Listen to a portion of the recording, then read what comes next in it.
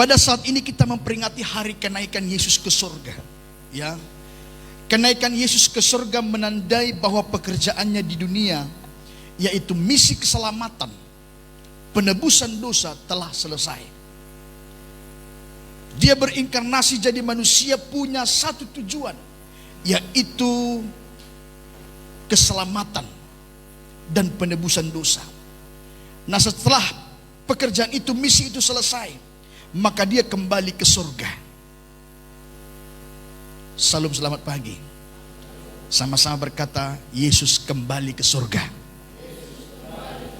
Ada beberapa poin ngapain dia kembali ke surga. Yang pertama, dia duduk di sebelah kanan Allah. Dalam 1 Petrus 3 ayat 22 dikatakan, yang duduk di sebelah kanan Allah setelah ia naik ke surga sesudah segala malaikat, kuasa dan kekuatan ditaklukkan kepadanya. Kisah para Rasul 7 ayat 55 sampai 56. Tetapi Stefanus yang penuh dengan Roh Kudus menatap ke langit, lalu melihat kemuliaan Allah dan Yesus berdiri di sebelah kanan Allah. Lalu katanya, sungguh aku melihat langit terbuka dan anak manusia berdiri di sebelah kanan Allah. Jadi Yesus berdiri di sebelah kanan Allah. Sama-sama berkata, Yesus berdiri di sebelah kanan Allah. Efesus 1 ayat 19-20. Dan betapa hebat kuasanya bagi kita yang percaya. Yang percaya katakan amin. Sesuai dengan kekuatan kuasanya yang dikerjakannya di dalam Kristus, dengan membangkitkan dia dari antara orang mati dan mendudukkan dia di sebelah kanannya di surga.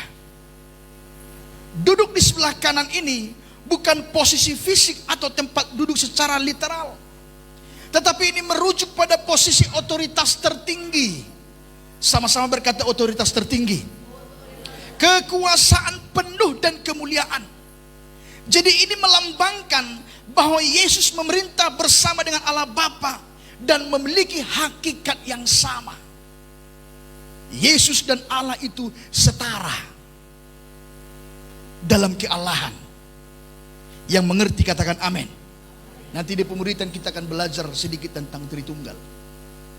Jadi yang pertama, Yesus naik ke surga untuk duduk di sebelah kanan Allah.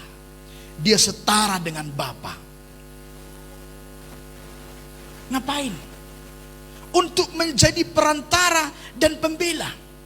Yesus menjadi imam besar yang membela manusia di hadapan Bapa. Dalam Roma 8 ayat 34 dikatakan, Kristus Yesus yang telah mati, bahkan lebih lagi yang telah bangkit, yang juga duduk di sebelah kanan Allah, yang malah menjadi pembela bagi kita. Katakan amin. Yesus membela engkau. Haleluya. Ada pergumulanmu hari ini, Yesus membelamu. Itu sebabnya berkenanlah baginya. Amin saudaraku. Dalam 1 Yohanes 2 ayat 1, anak-anakku, hal ini kutuliskan kepadamu supaya kamu jangan berbuat dosa. Namun jika seorang berbuat dosa, kita mempunyai seorang pengantara pada Bapa, yaitu Yesus Kristus yang adil. Ini bukan sedang mengizinkan kita untuk melakukan dosa, tetapi ini berkata bahwa ada perantara antara kita dengan Bapa. Siapa perantara kita? Loh, salam selamat pagi. Siapa perantara kita Bapak Ibu? Yesus.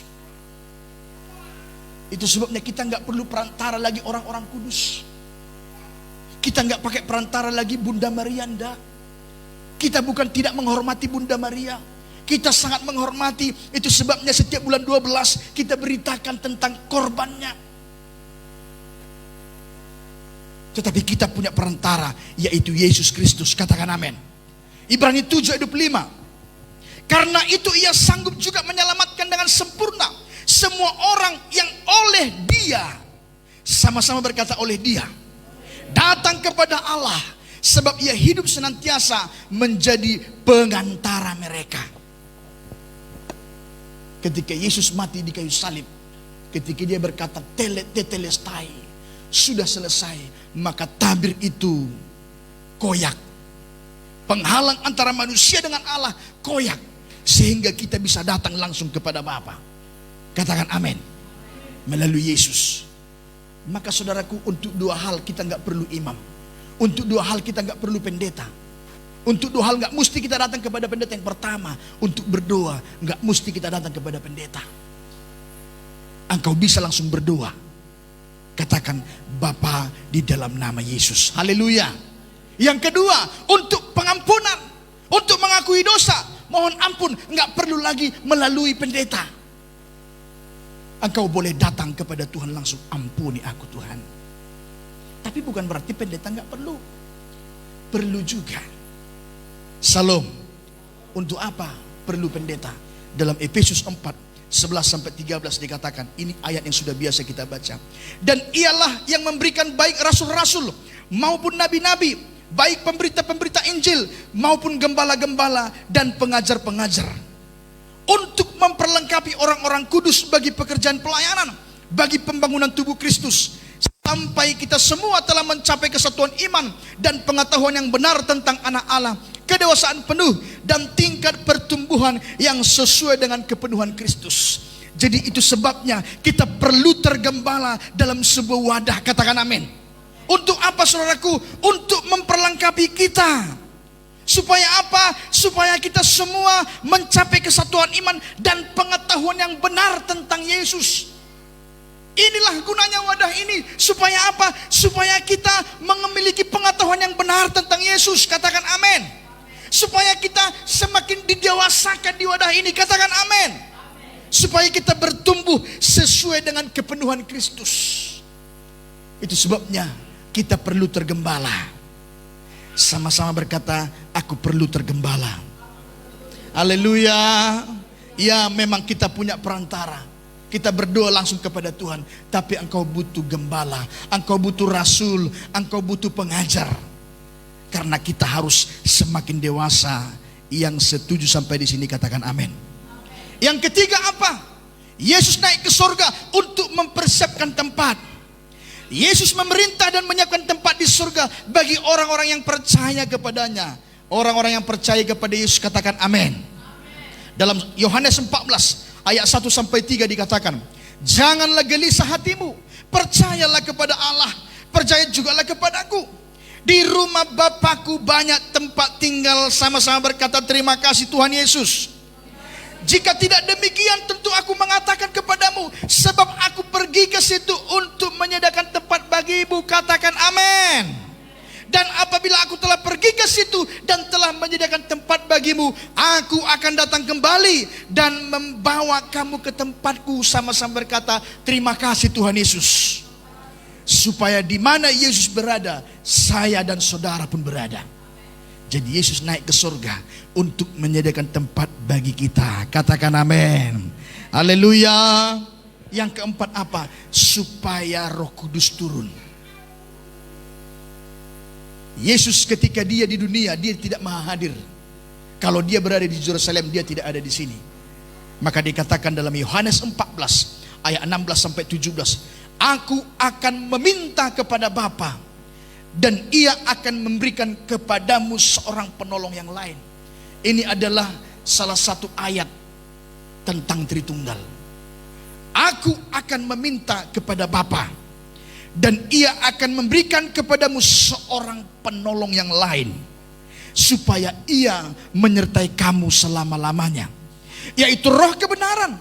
Dunia tidak dapat menerima dia, sebab dunia tidak melihat dia dan tidak mengenal dia, tetapi kamu mengenal dia, sebab ia menyertai kamu dan akan diam di dalam kamu. Katakan amin. Yohanes 16 ayat 7 dikatakan, namun benar yang kukatakan ini kepadamu adalah lebih berguna bagi kamu jika aku pergi. Sebab jikalau aku tidak pergi, penghibur itu tidak akan datang kepadamu. Tetapi jikalau aku pergi, aku akan mengutus dia kepadamu. Jadi ada Roh Kudus bersama dengan kita. Dia adalah Roh penghibur. Amin. Haleluya. Dan yang terakhir, dia berjanji dia akan datang kembali. Dalam 1 Tesalonika 4 ayat 15-17 dikatakan apa? 1 Tesalonika 4 15-17, ini kami katakan kepadamu dengan firman Tuhan, kita yang hidup, yang masih tinggal sampai kedatangan Tuhan, Jadi artinya ada yang hidup. Ketika Tuhan Yesus datang, ada yang masih hidup. Semoga kita semua masih hidup. Yang mau hidup ketika Yesus datang, katakan amin. Sudah biamu.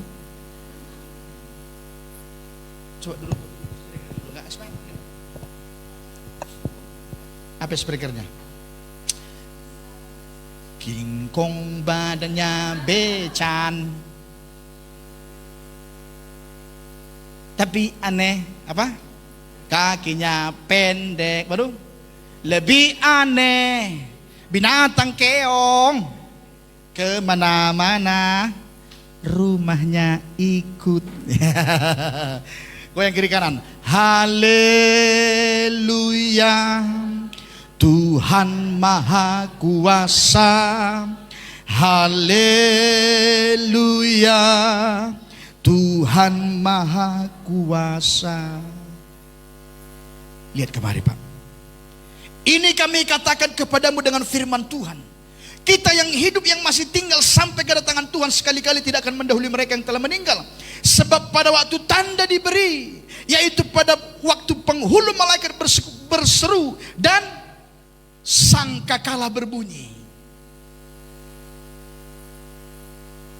Apa nyanyinya itu?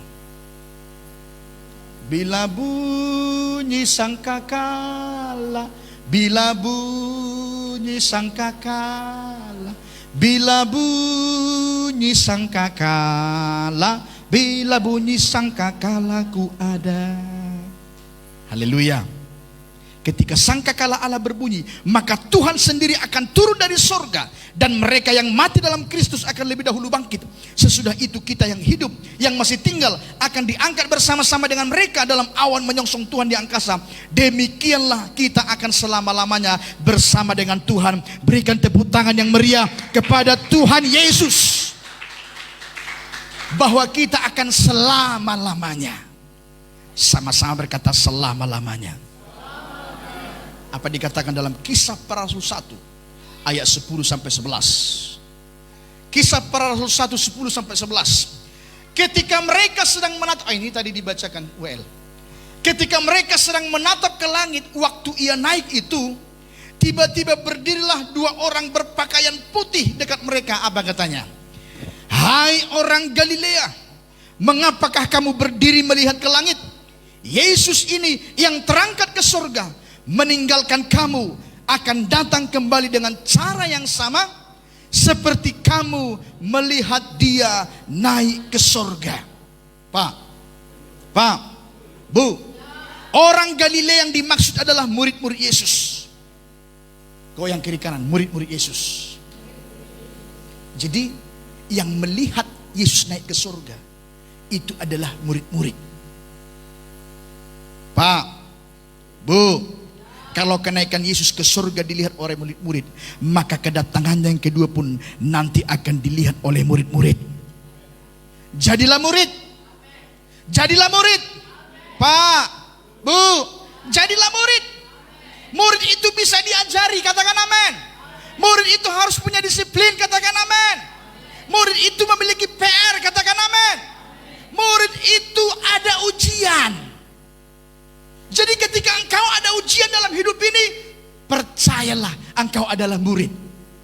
Loh, haleluya. Apa dikatakan dalam Kisah Para Rasul 1 ayat 6? Ketika Yesus terangkat ke surga, apa dikatakan murid-murid? Maka bertanyalah mereka yang berkumpul di situ. Apa dikatakan? Apa ditanya? Tuhan, maukah engkau pada masa ini memulihkan kerajaan bagi Israel? Pak, Bu, 40 hari Tuhan Yesus bersama dengan mereka untuk mengajarkan tentang kerajaan Allah. Tetapi yang mereka tanya masih tentang pemulihan. Pemulihan keadaan ini adalah pengharapan akan kemerdekaan dan kejayaan Israel secara fisik. Mereka masih ingin dipulihkan. Mereka masih ingin kejayaan-kejayaan yang dulu. Namun Yesus Yesus mengubahnya menjadi pemulihan rohani global yang dikerjakan oleh gereja melalui kuasa Roh Kudus. Dalam ayat 7 sampai 8 dikatakan apa? Apa jawab Yesus? Engkau tidak perlu mengetahui masa dan waktu yang ditetapkan Bapa sendiri menurut kuasanya. Tetapi kamu akan menerima kuasa kalau Roh Kudus turun ke atas kamu. Dan kamu akan menjadi saksiku di Yerusalem. Kemana lagi? Seluruh Judea dan Samaria. Dan sampai ke ujung bumi. Yesus sedang berkata kepada mereka, kenapa lagi kamu memikirkan tentang kejayaan? Jadi untuk menjadi murid, kita harus tinggalkan kejayaan. Jangan lagi kita memikirkan tentang kejayaan, tentang harga diri, tentang egois kita. Nggak bisa lagi, Pak. Salam, selamat pagi. Bolehkah kaya? Boleh. Tapi bukan lagi itu orientasi kita. Apa katanya dalam Kolose 3 ayat 1 sampai 2? Kolose 3 ayat 1 sampai 2 dikatakan apa? Karena itu kalau kamu dibangkitkan bersama dengan Kristus, carilah perkara yang di atas, di mana Kristus ada, duduk di sebelah kanan Allah.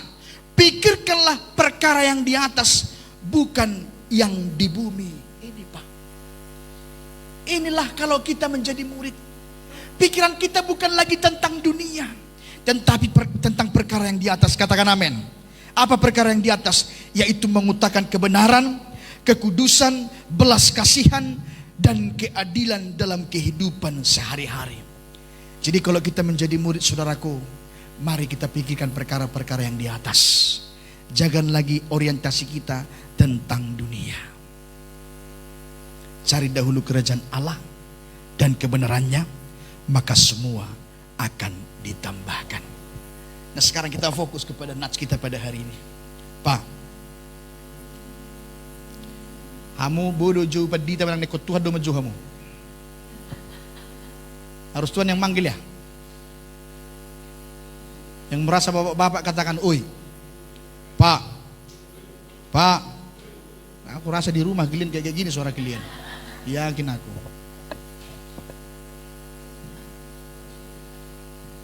Tuhan memanggil namamu, Ibu Nenggolan. Ada Caca Nenggolan di India. Caca Nenggolan. Tapi cakap kotor aja kerjanya. Pak, Bu, ada 4 Injil dalam Perjanjian Baru. Apa itu?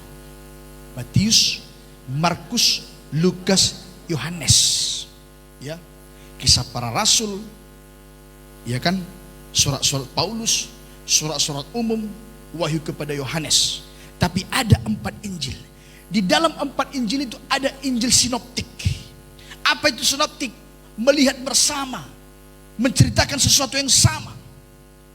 Tetapi Matius sama sekali tidak menuliskan kenaikan Yesus.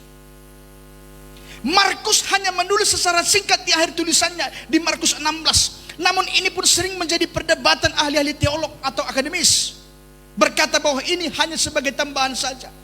Bahkan Rasul Yohanes yang diyakini menjadi murid kesayangan Yesus, dia menulis 5 kitab, 5 surat. Yohanes 1, 2, 3 Yohanes dan Wahyu. Bahkan ia secara detail mengisahkan kehidupan, pelayanan, kematian dan kebangkitan Yesus. Tetapi tentang kenaikan Yesus, Yohanes tidak menulis. Hanya Lukas yang menulis secara detail. Lukas menulisnya di mana? Di Kisah Para Rasul dan di Lukas 24. Yang menjadi nats kita pada hari ini. Dalam Kisah Para Rasul, Lukas fokus kepada janji tentang Roh Kudus, yaitu penantian tentang Roh Kudus. Tapi di dalam Lukas, dia fokus kepada berkatnya. Loh, salam selamat pagi. Pak, Bu. Di dalam Kisah Para Rasul, Lukas berfokus kepada janji tentang Roh Kudus. Tapi di dalam Lukas, dia fokus kepada berkatnya. Makanya judul firman Tuhan hari ini, berkat di balik perpisahan. Goyang kiri kanan, katakan berkat di balik perpisahan. Ya, jarang saudara pikirkan ada perpisahan baru-baru ini di antara kita, lalu ada berkatnya gitu ya. Bukan begitu saudaraku. Memang puji Tuhan kita diberkati dengan AC baru, diberkati dengan drum baru ya kan, diberkati dengan cat baru, ya, mimbar baru saudaraku. Saudara pikir nggak berjuang buat mimbar ini, lampu-lampu ini? Perdebatan sengit terjadi antara Bapak Gembala dan Ibu Gembala. Belum lagi jatuh Pak Gembala dari tangga masang ini. Berat saudaraku. Ya, tapi bukan itu. Kita betul-betul mau melihat berkat di balik perpisahan ini. Amin. Mari kita kembali ke Lukas tadi. Kita sudah mau pulang. Lukas 24 50 sampai 51. Ya. Semangat Bapak Ibu. Tinggal sebentar lagi. Lalu Yesus membawa mereka keluar kota sampai dekat Betania. Di situ ia mengangkat tangannya dan memberkati mereka. Pak, Bu, dengarkan baik-baik ke sini. Supaya kita betul-betul hidup dalam berkat Tuhan ini. Tuhan tidak sembarangan memberkati orang. Tuhan tidak sembarangan berdoa kepada orang, enggak. Kita lihat dulu kepada siapa Yesus berdoa. Dalam Yohanes 17 ayat 9. Kepada siapa Yesus berdoa? Terhadap siapa? Untuk siapa? Yohanes 17 ayat 9. Aku berdoa untuk mereka. Apa dikatakan? Bukan untuk dunia aku berdoa. Bukan. Tetapi untuk mereka yang telah engkau berikan kepadaku. Sebab mereka adalah milikmu. Jadi Yesus berdoa kepada murid-muridnya. Lalu ayat 20.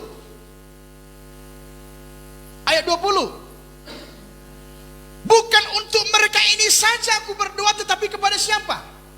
Juga untuk orang-orang yang percaya kepadaku oleh pemberitaan mereka. Jadi artinya Bapak Ibu, Yesus berdoa kepada murid-murid dan kepada orang-orang yang percaya kepada pemberitaan murid-murid itu. Artinya apa Pak? Kekristenan itu nggak bisa hanya karena kita lahir jadi Kristen. Kita harus percaya kepada Injil. Katakan amin. Kita harus percaya kepada Injil. Maka saya mau katakan kepada saudara, apa berkat yang dimaksud? Tadi sudah saya singgung, dari kebangkitan sampai kepada kenaikan ada rentan 40 hari Yesus. Ada 2 poin yang mau saya sampaikan kepada saudara. Ngapain Tuhan Yesus selama 40 hari? Yang pertama, mengajar murid-murid. Apa yang diajarkan murid-murid? Hanya satu, yaitu tentang kerajaan Allah. Apa itu kerajaan Allah Pak? Kerajaan Allah itu berbicara tentang Allah yang berdaulat. Allah punya otoritas dalam kehidupan kita. Pertanyaannya, apakah memang Tuhan berdaulat atas kehidupan kita Pak? Atau jangan-jangan kita yang berdaulat? Ditegur firman pun, gak mau aku. Itu tentang kerajaan Allah. Yang kedua, mempersiapkan para murid untuk tugas besar yang akan mereka jalankan, untuk yaitu memberitakan Injil. Makanya apa dikatakan? Kita lihat apa berkatnya. Matius 28 ayat 19 sampai 20. Inilah berkat yang dikatakan Tuhan kepada murid-murid. Karena itu pergilah, jadikanlah semua bangsa muridku, dan baptislah mereka dalam nama Bapa dan Anak dan Roh Kudus. Dan ajarlah mereka melakukan segala sesuatu yang telah kuperintahkan kepadamu, dan ketahuilah, apa katanya? Aku menyertai kamu senantiasa sampai kepada akhir zaman. Inilah berkat yang dimaksudkan oleh Tuhan itu. Aku akan menyertai engkau sampai kepada akhir zaman. Salam, selamat pagi. Penyertaan Tuhan adalah jaminan kehadiran, kuasa dan perlindungan Tuhan secara terus menerus bagi umatnya yang taat melakukan amanat agung. Itu sebabnya di wadah ini ada namanya pemuridan. Dikatakan di sana tadi kan, ajarlah mereka melakukan segala sesuatu yang telah kuperintahkan kepadamu. Ketika ini sudah kita lakukan, apakah saudara menjadi pemurid ataukah saudara menjadi murid, ketika ini sudah berlangsung, maka ketahuilah, aku akan menyertai kamu senantiasa sampai kepada akhir zaman. Katakan amin. Iya. Kita harus melakukan amanat agung ini, Pak. Pemuridan. Saya pribadi tidak bosan-bosan, terus dimuridkan. Setiap Senin pagi dimuridkan terus sama ketua sinode. Terus pelajaran yang sudah 10 tahun yang lalu pun terus dimuridkan. Maka jangan bosan-bosan untuk menjadi murid. Haleluya. Haleluya. Apa berkatnya tadi? Berkatnya adalah penyertaan Tuhan. Bagaimana untuk mendapatkan berkat itu? Mari kita lihat Lukas 24 ayat 50. Ya, sebentar lagi Bapak Ibu, sabar. Aku juga udah lapar. Bagaimana supaya hidup kita mendapatkan berkat itu? Ayat 50, apa dikatakan? Lalu Yesus membawa mereka kemana? Keluar kota. Sama-sama berkata keluar kota. Kurang kuat, keluar kota. Kenapa mesti keluar kota? Keluar kota ini berbicara tentang proses pemisahan. Apa Bapak Ibu? Kenapa? Karena di dalam kota ada banyak kebisingan, ada banyak kesibukan, ada banyak distraksi yang mengalihkan perhatian mereka.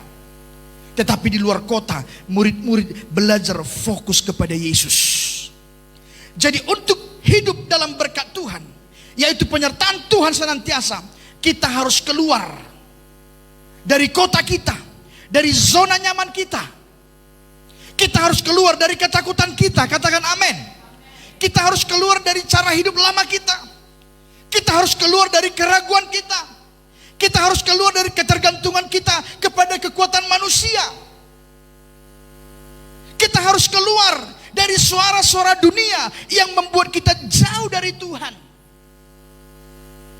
Kita harus keluar dari ketergantungan kepada kekuatan manusia.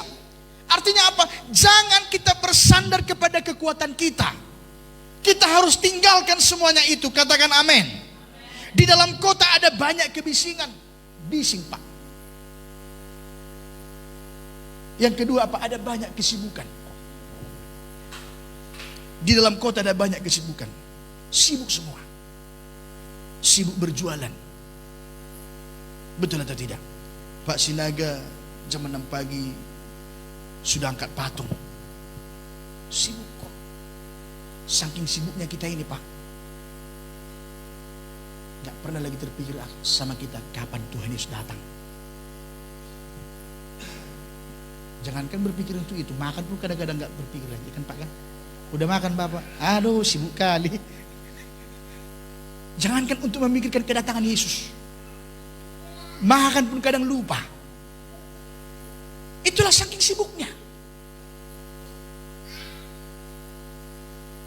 Apalagi banyak hal-hal yang mendistraksi kita, mengalihkan perhatian kita yang seharusnya tertuju kepada Tuhan, tetap tertuju kepada dunia. Apalagi Bapak Ibu, di dalam kota itu apalagi keluar dari suara-suara yang membuat hati kita jauh dari Tuhan. Banyak sekali hiburan, makanan banyak, di cooler banyak makanan. Kemanapun kita makanan, kemanapun kita kopi. Salam, selamat pagi. Haleluya. Banyak suara-suara yang membuat hati kita jauh dari Tuhan. Itu sebabnya kita harus tinggalkan semuanya itu. Pak, kita harus keluar dari zona nyaman kita. Yang setuju katakan amin. Apa itu zona nyaman Pak? Mudah-mudi lihat kemari. Semua kita lihat apa itu zona nyaman. Zona nyaman itu Bapak Ibu, ya, kita begadang, bermain game, melakukan sesuatu yang kita suka sampai jam 2, sampai jam 3, lupa waktu. Sehingga kita bisa bangun sampai jam 9, sampai jam 10. Itu zona nyaman. Zona nyaman itu apa? Kalau nggak tambah makan, nggak lurus yang ini kurasa. Itu zona nyaman itu. Makanya sering-seringlah puasa. Saya setiap hari Jumat tidak hanya puasa makan dan minum, puasa sosial media. Kadang-kadang sosial media mengalahkan perhatian kita Pak. Ya. Tengok ibu saya lagi FB Pro. Gak apa-apa bu, semoga cepat cair. Tapi pastikan jangan sampai itu mengalihkan perhatian. Jangan sampai lupa makan karena itu bu. Haleluya. Iya. Banyak mengalihkan perhatian kita. Lupa kita, gak pernah. Kapan datang Tuhan? Gak pernah. Kalau hari ini datang Tuhan, terangkan gak aku? Gak pernah kita pikirkan apa? Sibuk kita. Maka kita harus keluar dari zona nyaman kita. Katakan amin. Haleluya. Haleluya. Yang mau keluar dari zona nyaman, katakan amin. Lalu apa selanjutnya? Lalu Yesus mau mereka keluar kota sampai ke mana? Dekat Betania. Di dalam kisah para rasul dikatakan secara eksplisit yaitu Bukit Zaitun. Memang dalam kitab Zakaria sudah menubuatkan. Dalam Zakaria 14 ayat 4 dikatakan apa? Pada waktu itu kakinya akan berjejak di Bukit Zaitun yang terletak di depan Yerusalem di sebelah timur. Zakaria juga sudah menubuatkan bahwa Yesus akan naik ke surga dari Bukit Zaitun. Apa yang terjadi di Bukit Zaitun? Apa yang ada di Bukit Zaitun? Pak, Bu, yang ada di Bukit Zaitun itu adalah Taman Getsemani. Apa saudaraku? Apa rupanya yang terjadi di Taman Getsemani? Ini adalah momen terberat Yesus. Di Bukit Zaitun, Yesus berdoa dalam kesedihan mendalam dan ketakutan akan penderitaan penyaliban yang akan datang. Dalam Lukas 22 ayat 42 dikatakan, "Ya Bapa, jikalau engkau mau, ambillah cawan ini daripadaku, tetapi bukanlah kehendakku, melainkan kehendak-Mu yang terjadi." Yang kedua apa? Lokasi ini juga menjadi tempat pengkhianatan Yudas Iskariot yang berujung kepada penangkapan Yesus. Jadi Taman Getsemani ini berbicara tentang penderitaan. Sama-sama berkata penderitaan. Artinya apa? Yesus membawa kita keluar dari zona nyaman. Dibawa murid-muridnya keluar dari zona nyaman. Dibawa ke Betania, ke Bukit Zaitun, berbicara tentang penderitaan. Artinya apa Bapak Ibu? Untuk mendapatkan berkat penyertaan Tuhan itu, kita harus hadapi penderitaan kita. Loh, Pak, hadapi penderitaanmu.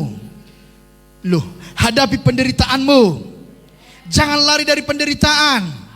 Pak, Bu, jangan lari dari penderitaan. Jangan lari dari masalah. Ketika kau lari dari masalah, ya memang lepas masalahnya, tapi sampai di satu tempat juga ada juga masalah di sana. Di mana-mana ada masalah. Kiri kanan ada masalah. Hadapi. Apa dikatakan dalam Yakobus 1 ayat 2 sampai 4. Yakobus 1 ayat 2 sampai 4. Saudaraku, anggaplah sebagai suatu kebahagiaan apabila kamu jatuh ke dalam berbagai-bagai pencobaan. Sebab kamu tahu bahwa ujian terhadap imanmu itu menghasilkan ketekunan. Dan biarkanlah ketekunan itu memperoleh buah yang matang, supaya kamu menjadi sempurna dan utuh, dan tak kekurangan sesuatu apapun. Pak, Bu, itu sebabnya hadapi penderitaanmu. Katakan amin. Ibu Gembala sudah mengajarkan lewat firman Tuhan minggu lalu, berapa lama katanya penderitaan itu secara eksplisit. Goyang kiri kanan 10 hari. Goyang suamimu 10 hari. Goyang istrimu, Ma. Goyang istrimu, Ma. Nekot Tuhan do menuruhamu. Bila kita panggil Tuhan Yesus datang hari ini. Nah, saudara-saudara behamu. Goyang kiri kanan, katakan, sayang, hanya 10 hari. Goyang kiri kanan, hanya 10 hari. Kau yang buat itu jadi 5 tahun.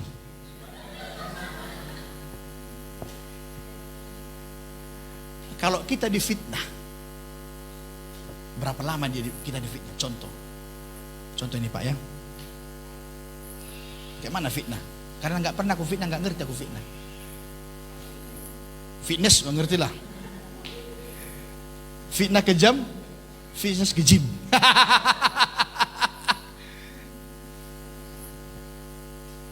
Saya berikan contoh. Ini tidak ada dalam skenario khotbah ini, makanya saya bingung. Kayak mana caranya? Kita contohkan aja langsung, Pak ya. Oke Pak, Sinaga aja langsung. Datang yang punya ruko. Yang punya ruko ini Pak, bukan pengurus ruko ya. Kalau hanya pengurus itu nggak masalah. Ini yang punya ruko langsung, itu baru masalah. Dikatakan, Pak, hanya setahun. Hitung dulu, berapa detik itu saya ngomong itu? 1, 2, hitung ya. 1, 2 ya. Pak, kalian harus pindah dari sini tahun depan. Tidak boleh lagi Bapak di sini. Berapa lama? Sekitar 15 detik.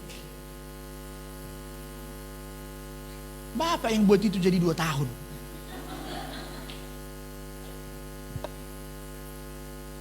Makanya firman Tuhan bilang apa? Kesusahan sehari, cukuplah sehari. Karena besok punya kesusahan sendiri. Loh, makanya hiduplah hari ini bersama dengan Tuhan. Haleluya. Jangan pikirkan masalah tahun depan, Pak. Kalau ada masalahmu hari ini 10 kilo, Tuhan sudah berikan kekuatan untuk mengangkat 10 kilo itu. Jangan angkat 1 tahun 350 kilo. Kalau 350 kilo Bapak angkat, stres Bapak, stres. Apa lagi? Angkat ini, Bapak pergi. Stres Bapak. Apa lagi? Angkat lagi ini. Apa lagi? Mana lagi? Bapak coba. Ini serius apa lagi? Apa lagi? Angkat lagi Pak Sinang. Ini ya? Angkat lagi ya. Capek enggak Pak? Apa yang terjadi Pak? Kenapa? Beban 2 tahun diangkat.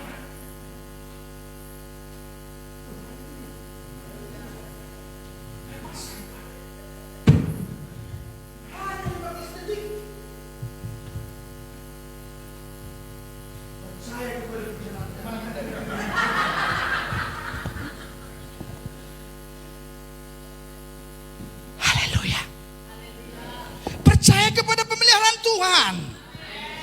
Haleluya. Makanya harapkan berkat itu, penyertaan Tuhan itu harapkan. Jadilah murid supaya engkau diberkati, supaya engkau disertai. Haleluya. Engkau dan saya bisa kehilangan penghasilan, bisa kehilangan pekerjaan, tetapi saudara dan saya tidak akan pernah kehilangan penyertaan Tuhan. Itu dia Pak. Salam. Apa yang terjadi ketika Tuhan menyertai kita? Coba Kejadian 39 ayat 2 sampai 6. Keberhasilan. Apa dikatakan? Tetapi Tuhan ngapain? Loh kuat Pak. Tetapi Tuhan menyertai Yusuf sehingga ia menjadi seorang yang selalu berhasil dalam pekerjaannya. Katakan terima kasih Tuhan Yesus. Maka tinggallah ia di mana? Di rumah tuannya orang Mesir itu. Setelah dilihat oleh tuannya bahwa Yusuf disertai Tuhan dan bahwa Tuhan membuat berhasil segala sesuatu yang dikerjakannya, maka Yusuf ngapain? Mendapat kasih tuannya dan lanjut kepada Yusuf.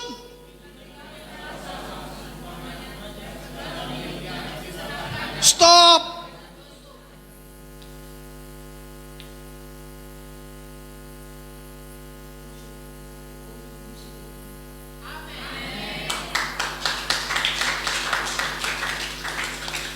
Kan jangan lomeh.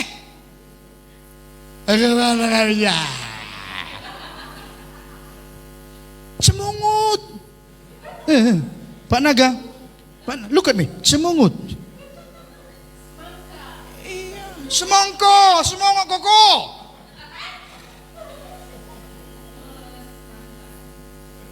Jangan, kau usah terlalu berat pikiran ini. Maka harapkan penyertaan Tuhan. diberikannya kepada kita. Kalau gereja ini tetap berharap kepada Tuhan, ini pun bisa diberikan Tuhan kepada kita. Jangankan ini, tanah samping itu Pak. Yakin saudara itu jadi milik Giat? Yakin?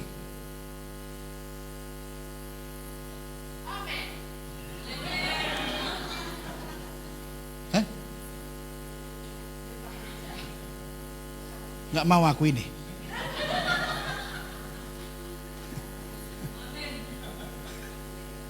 Gitu. Itu melihat dengan iman. Maka Yusuf mendapat kasih tuannya dan ia boleh melayani dia. Kepada Yusuf diberikannya kuasa atas rumahnya dan segala miliknya diserahkannya pada kekuasaan Yusuf. Sejak ia memberikan kuasa dalam rumahnya dan atas segala miliknya kepada Yusuf, Tuhan memberkati rumah orang Mesir itu karena Yusuf, sehingga berkat Tuhan ada atas segala miliknya, baik yang di rumah maupun yang di ladang. Maka lihat Pak Sinaga di situ, itu diberkati yang punya ruko. Selamat dia Pak, besar upahmu di surga. Tapi bukan tentang itu. Ada banyak jalan menuju Roma. Ada banyak cara Tuhan memberkati Bapak. Ada banyak cara Tuhan memberkati kita semua. Haleluya. Kalau aku yang masih muda pun membuang diri ke bagian siapi api, mari kita bersemangat di bagian siapi api. Salam. Haleluya. Segala miliknya diserahkannya kepada kekuasaan Yusuf, dan dengan bantuan Yusuf ia tidak usah lagi mengatur apapun selain dari makanannya sendiri. Adapun Yusuf itu manis sikapnya dan elok parasnya. Makanya kita harus manis sikap kita, tetap senyum. Semakin digas semakin senyum. Ayo makan Pak, ngopi yo. Saya sarankan saudara untuk ngopi supaya bisa bertahan hidup. Jangan seperti dinosaurus, punah karena tidak ngopi. Haleluya. Pernah kalian lihat ngopi dinosaurus? Makanya punah dia karena ngopi tuh. Makanya kiat rumah kita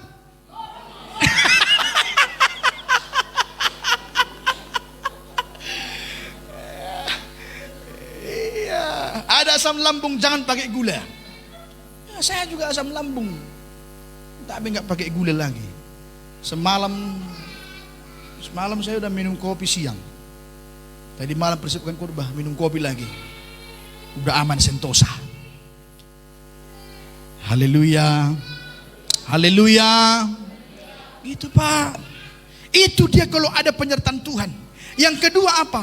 Perlindungan dan kekuatan. Yeremia 20 ayat 11. Ini sudah mau pulang, betul-betul sudah mau pulang kita. Yeremia berapa tadi?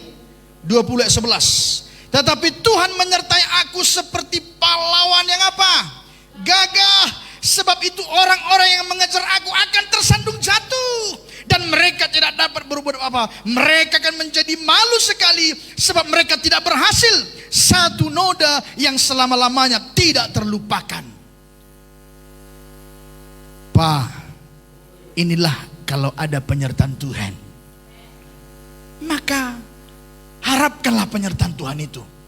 Jadilah murid, tinggalkan zona nyamanmu, hadapi penderitaanmu. Lo salam. Haleluya. Khotbah kita memang di Giat ini agak lain. Iya. Itu sebabnya engkau harus mendengarkan dari awal sampai akhir supaya dapat berkatnya. Amin. Jangan dengarkan 5 menit bisa sesat.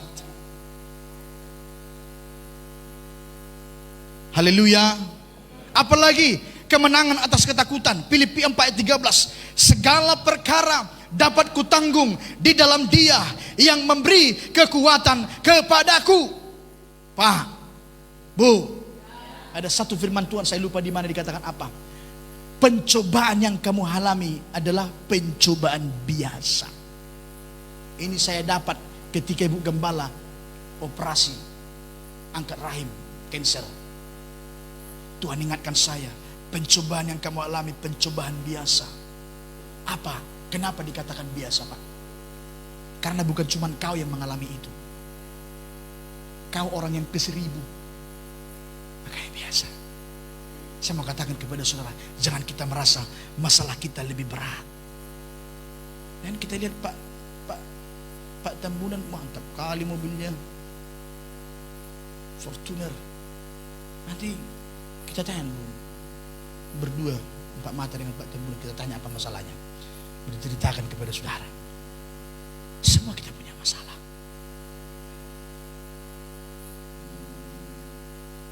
Nah, gadis paling cantik di gate itu, Alona Karen, itu punya masalah itu.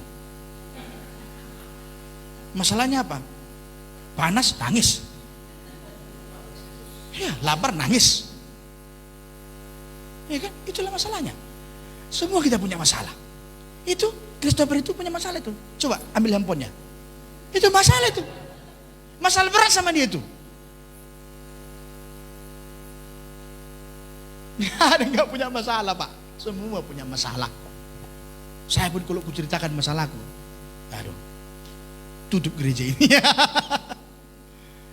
Itu sebabnya hadapi masalahmu. Goyang kiri kanan, hadapi masalahmu. Haleluya. Pak, mungkin kita pernah kecewa atau sedang kecewa, kehilangan sesuatu, sedang melewati proses yang tidak dimengerti. Tetapi jangan langsung menganggap itu hukuman. Bisa jadi Tuhan sedang membawa engkau keluar. Haleluya, katakan amin. Untuk masuk ke rencana yang lebih besar, katakan amin. Karena tidak semua proses keluar berarti kehilangan. Kadang itu adalah cara Tuhan untuk menyelamatkan, membentuk dan mempersiapkan kita. Murid-murid tidak tahu mengapa Yesus membawa mereka keluar kota saat itu, Pak. Tetapi mereka tetap mengikuti langkahnya. Pak, Bu, iman yang sejati tidak selalu mengerti tujuan Tuhan sejak awal, tetapi tetap percaya walau jalannya belum dipahami. Kalau hari ini Tuhan sedang membawa hidupmu keluar dari musim lama, jangan takut. Amin. Sebab Tuhan tidak pernah membawa keluar untuk meninggalkanmu. Ia membawa keluar supaya engkau semakin dekat dengan hatinya. Itu sebabnya di dalam penderitaan itu, apa yang harus kita lakukan? Ayatnya 52 dan 53. Inilah yang harus kita lakukan, Pak. Jangan pakai cara dunia, nggak perlu. Inilah lakukan. Mereka sujud menyembah kepadanya, lalu mereka pulang ke Yerusalem dengan sangat bersukacita. Tetaplah bersukacita. Haleluya. Tetaplah memuji menyembah Tuhan. Katakan amin. Ayat 53 sebagai terakhir. Maka mereka senantiasa berada di dalam bait Allah dan memuliakan Allah. Inilah yang kita lakukan. Haleluya. Di dalam penderitaan itu kita tetap berada dalam bait Allah dan memuliakan Allah. Tetaplah sukacita. Mari kita bangkit berdiri.